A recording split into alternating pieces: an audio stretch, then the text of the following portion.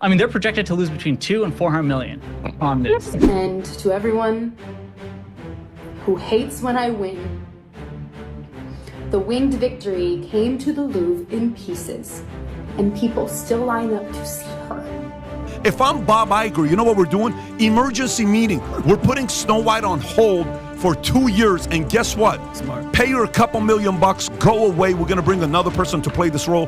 That at every premiere and everything I do, people will wait in line to see.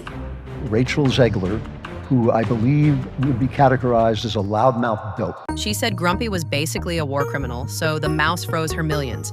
Now Rachel's trading autographs for Uber vouchers while Hollywood cheers the execution. Picture this, folks. The once sparkly Rachel Zegler, Disney's hand-picked Gen Z Snow White, now live streams from a dimly lit bedroom, voice quivering while she flashes a PayPal QR code like it's a magic mirror that spits out rent money. According to viewers lurking in her chat, the princess who bragged about changing the narrative is literally asking for $5 fairy dust donations so she can keep the Wi-Fi on. One commenter even joked they'd send toiletries because, yikes, that palatial glow looks more basement chic these days. Industry gossip says her fandom has shrunk faster than a cotton tee in hot water, down to a skeleton crew of diehard stans who spam heart emojis, while her tip jar sits quieter than her box office future. Meanwhile, rival Disney darlings rake in six-figure influencer deals just for sipping pumpkin spice on TikTok. The contrast could blind a dwarf. Experts whisper Rachel's digital busking isn't a quirky side hustle. It's the last gasp of a career stuck in shout-for-coins purgatory.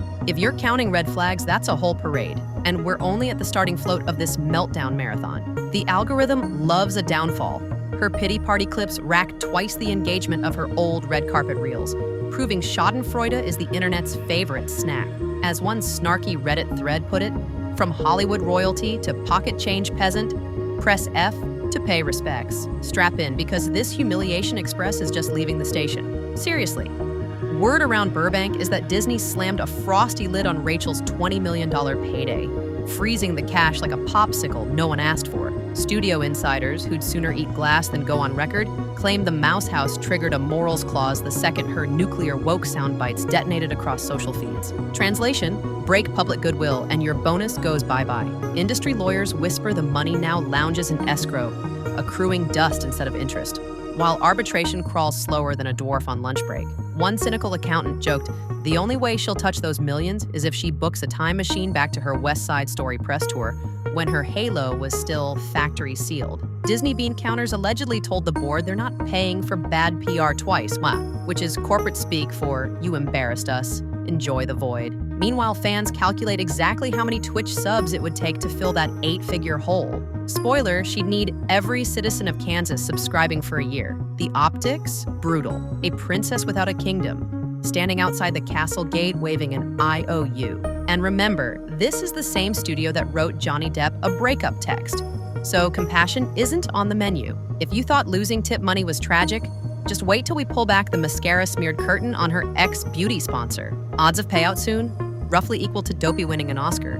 Enter Maybelline, the beauty behemoth that once plastered Rachel's face on every drugstore end cap promising modern princess glam. Well, the brand just wiped her off the billboard like yesterday's smudged mascara. Marketing managers, chewing their perfectly glossed lips, apparently panicked when Boycott Maybelline trended harder than their latest lash lift. So the partnership amicably concluded.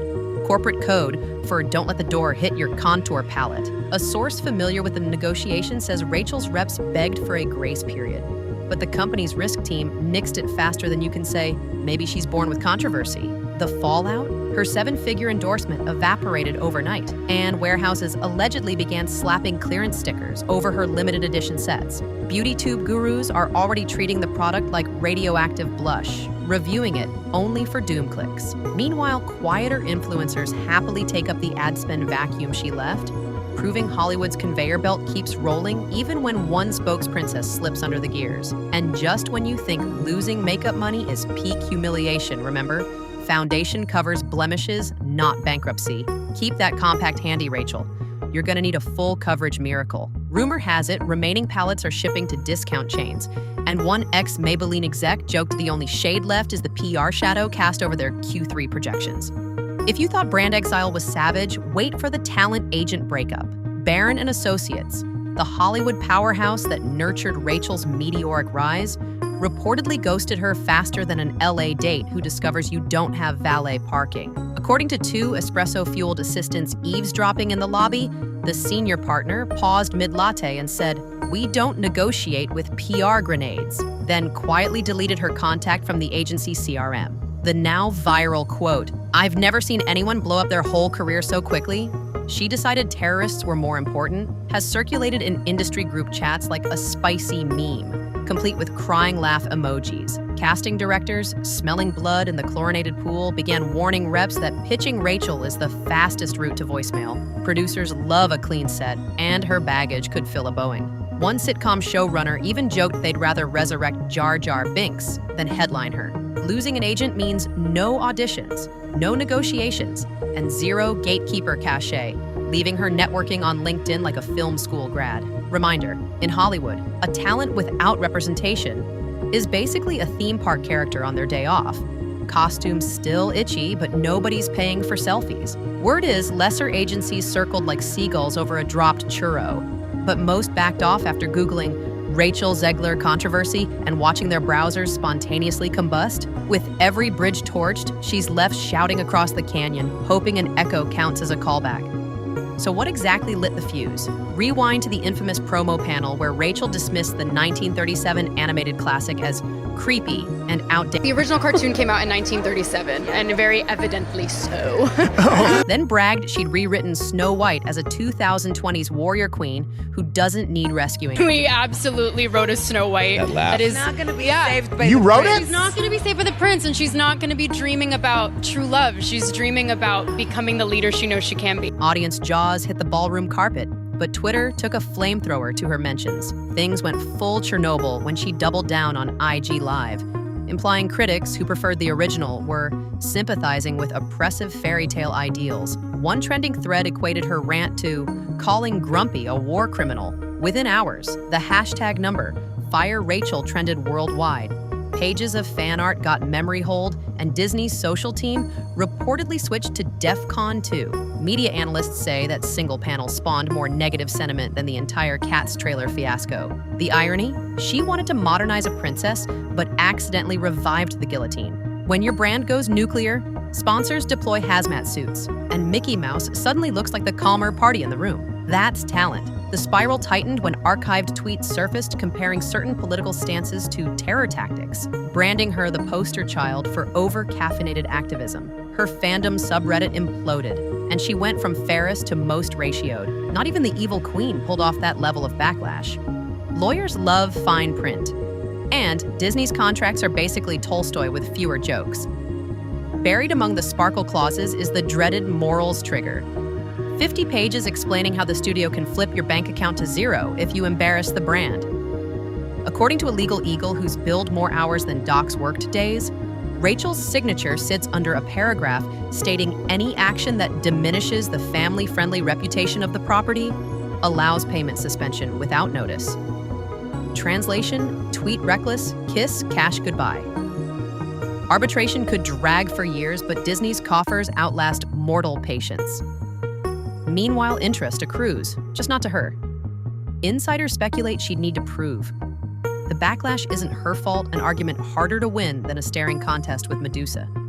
Studio history shows they've benched bigger stars for less, so don't expect a sentimental mercy payout. Also, every PR slip resets the negotiation clock like hitting snooze on a bomb. Factor in court costs, and that $20 million icicle might melt down to a puddle of legal fees. Didn't read the fine print? That's a tale as old as time, and just as unforgiving. One entertainment attorney quipped, Rachel's only shot is blaming the ghost of Twitter past. Bottom line, in a duel between a princess and a $180 billion empire, my money's on the mouse. Hollywood's herd mentality kicked in like clockwork. Within 48 hours of her viral rant, insiders say casting databases slapped an invisible red flag on Rachel's profile. Think of it as a digital "do not call" sticker. Netflix execs quietly pushed her off rom-com shortlists, Paramount canceled a tentative voiceover gig, and an Amazon assistant was overheard saying, "We can't risk Prime Day drama." Trade paper headlines morphed from breakout star to cautionary tale, faster than you can refresh deadline. One talent manager dubbed it a reputation pandemic.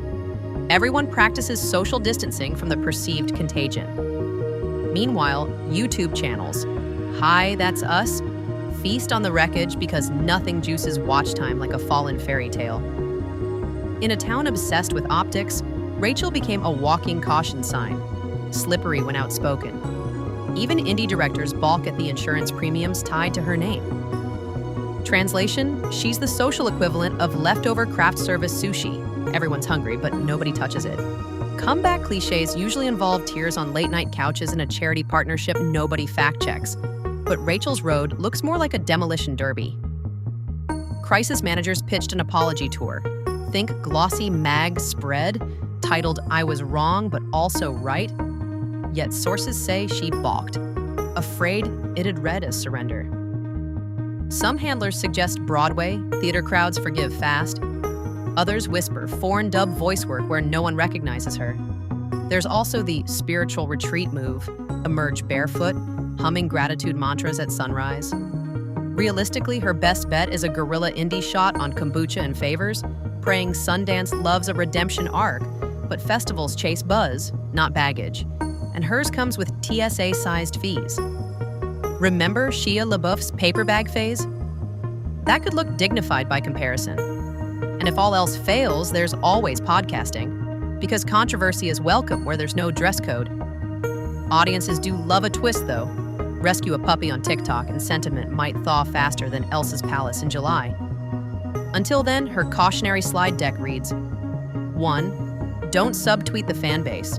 2. Read your contract. 3.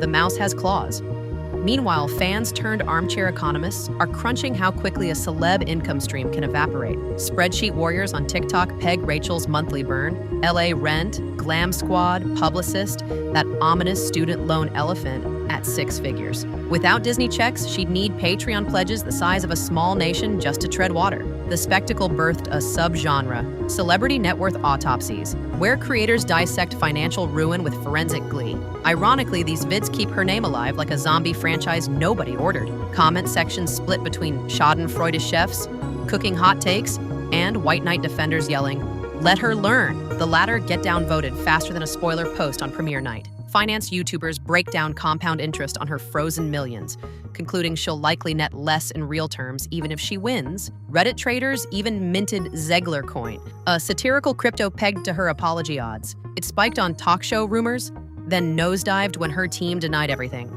In short, her finances are the internet's favorite spectator sport.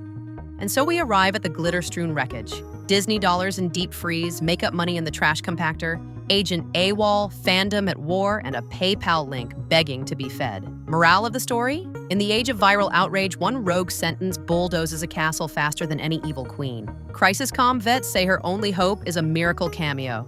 Think Robert Downey Jr. pre-Iron Man, but with fewer mugshots. Until that fantasy call, her saga stands as a shiny traffic cone on Hollywood Boulevard. Slow down, ego ahead. Congrats, you survived a ride wilder than Mr. Toad's. Smash subscribe like Disney smashed her paycheck, ring the bell for the sequel, and drop your snarkiest prediction below. Will Rachel claw back into the spotlight or fade into Wi-Fi begging obscurity? Your guess is as good as her credit score, and probably twice as entertaining. Hollywood loves redemption, almost as much as takedowns. She might live stream a puppy rescue aria and reboot tomorrow. Until then, we'll keep refreshing for the next spicy headline. Popcorn ready, sarcasm locked and loaded.